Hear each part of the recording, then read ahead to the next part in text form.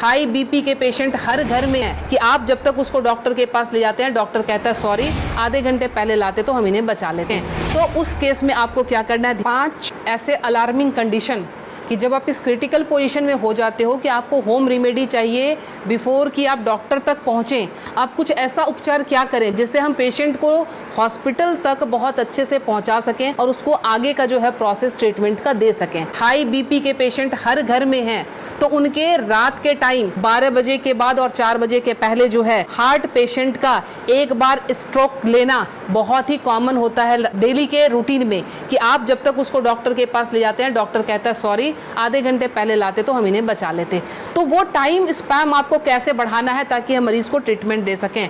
तो उस केस में आपको क्या करना है, ध्यान रखें, ये जो हमारे फिंगर्स के सामने ये नाखून जो मैं पॉइंट कर रही हूँ, इस पॉइंट को आप लोकेट करके ध्यान से देखें, ये हमारे बाइलेटरल है, मतलब दोनों ही हाथों की उंगलियों पे हम इसको इस्तेमाल कर सकते हैं। जब भी आपको लगे कि कोई पेशेंट बिल्कुल उसका जो है बीपी बहुत हाई चला गया है और आपको डॉक्टर तक जाने के पहले अगर उसको स्ट्रोक ना आ जाए, लाइफ उसकी खत्म होने से बचाने के लिए आपको सिंपली क्या करना है, आप कोई भी पिन ले लेंगे, पिन लेके आप उसको सिंपल कि जिस तरह से हमने पिन लिया, आप घर में सेफ्टी पिन ले सकते हैं क्योंकि उसको थोड़ा सा आपने डिटॉल या उसे स्टरलाइज कर लेंगे। स्टरलाइज करने के बाद सिंपल आप यहाँ पे प्रिक करेंगे और प्रिक करके यहाँ से आप थोड़ा सा ब्लड जो है इस तरह से 5 to 10 ड्रॉप्स इस तरह से निकाल देंगे। ये ध्यान रखें, ये बहुत ही इमरजेंसी केस है और ये करते ही आपके पास पेशेंट के लिए एटलीस्ट 3 से 4 घंटे मिल जाएंगे कि आप उसको डॉक्टर तक सेफली पहुँचा सकते हैं और वहाँ उसको ट्रीटमेंट मिल सकता है। दूसरा काम, अगर ये भी करने की हिम्मत आप में नहीं है, फ्रिज का ठंडा दूध 1 गिलास उस पेशेंट को पिला दें। ठंडा दूध पिलाते ही आपके पास ड्यूरेशन बढ़ जाएगी, आप 2 घंटे तक हॉस्पिटल के अंदर उनको लेके आप जा सकते हैं। ध्यान रखें। दूसरी हमारी अलार्मिंग कंडीशन जो होती है वो होती है एसिडिटी की। एसिडिटी समटाइम्स इतना हाई हो जाता है कि रात को सोना मुश्किल, सीने में जलन और भारीपन, उस केस में भी लगता है जैसे हमें हार्ट की प्रॉब्लम आ रही है। उसमें क्या करेंगे उस केस में कि हमने इस पॉइंट को, एसिडिटी की केस में आपने इस पॉइंट को लेना। पॉइंट लोकेट कैसे करेंगे, तो आपने इस तरह से अपने थंब के इस वाले पॉइंट को, फर्स्ट पोर को यहाँ से मेजर कर लेंगे, खोल के यहाँ से मेजर करके आपका जहाँ ये टच हो रहा है यहाँ से आपने इसको प्रेस करना शुरू किया। 20 to 30 टाइम्स इसको आप डीप प्रेस करेंगे। एसिडिटी बन रही है या फिर सर दर्द हो रहा है एक्सट्रीम पोजीशन पे, आपको उस समय वो रिलैक्स देना शुरू कर देगा क्योंकि जब जलन होती है आपके बब्स निकलते नहीं है, इसीलिए वो यहाँ पे अटैक कर रहा होता है जिससे पेन आना शुरू हो जाता है। तो आपको क्या करना है, इसको प्रेस करेंगे, आपको रिलैक्सेशन होना शुरू हो जाएगा।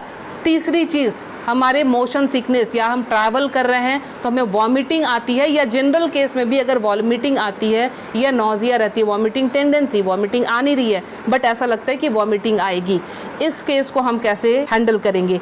आप अपने ये रिस्ट के क्रीज ले लें, ये रिस्ट के क्रीज आपको दिख रहे हैं, इस क्रीज से, ये जो क्रीज हमारी बनी हुई है, इस क्रीज से अपने ही फिंगर को रखना है, ध्यान रखना है, अपने फिंगर के 2 फिंगर को रखना है। इसके बाद ये पॉइंट जहाँ पे आता है इसको आप लोकेट करेंगे और ध्यान से देखें, यहाँ पे 2 आर्टरी आ रही होती है। आप जब फील करेंगे 2 आर्टरी के बीच में, ये यहाँ पे आपको इस पॉइंट को अब दबाना शुरू कर देना है। अगर आप इसको तेज दबाएंगे इमीडिएटली आपके वॉमिटिंग टेंडेंसी जो है वो वहीं स्टॉप हो जाएगी और ये आपके मोशन सिकनेस में भी काम करेगा। कहीं आप ट्रैवलिंग में जा रहे हैं तो वहाँ ये काम करेगा। अब मोशन सिकनेस को रोकने के लिए घरेलू उपाय क्या करें। पुराने ज़माने में ध्यान है आपको 10 पैसे के और 5 पैसे के सिक्के मिलते थे।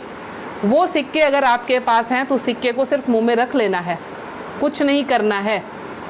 वो रख के, या पान के पत्ते, ध्यान रखें मैं पान खाने की बात नहीं कर रही हूँ, उसमें गुलकंद और वो सब मिलाने की, मैं सिर्फ कह रही हूँ पान के पत्ते, वो आप चबाते हुए चले जाएंगे, आपका मोशन सिकनेस जो है वो कंट्रोल हो जाएगा।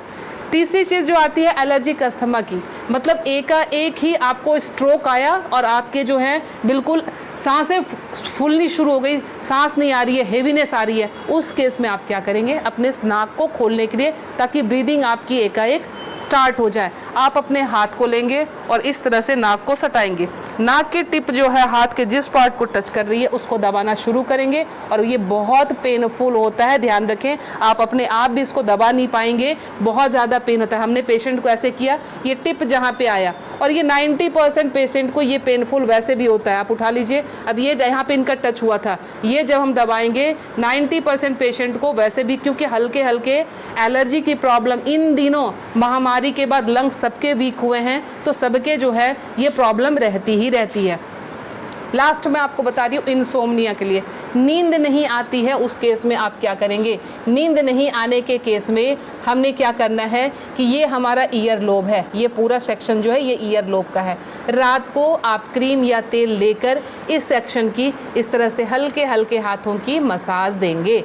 ये हल्के हल्के हाथों की मसाज देंगे, इससे आपको नींद आनी अच्छी शुरू हो जाएगी। साथ में और क्या इंक्लूड करें, हमारा जो टॉप ऑफ द हेड है, बिल्कुल सर का ऊपरी सिरा, यहाँ पे आप टैपिंग करेंगे।